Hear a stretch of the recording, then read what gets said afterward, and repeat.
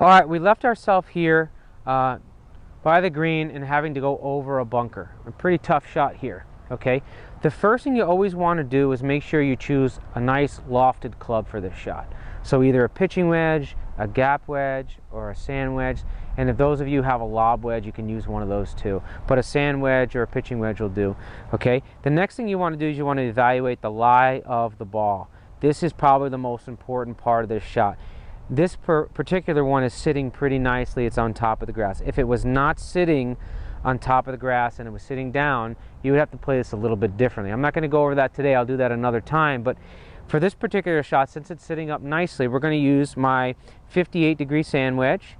And we're going to get set up. We're going to play the ball in the middle of my stance. And we're on a little bit of an incline, so I'm going to lean a little bit into the hill here because it's going to shoot the ball up in the air a little bit. And then all we're trying to do is we want to make sure we go back about chest high or sternum high.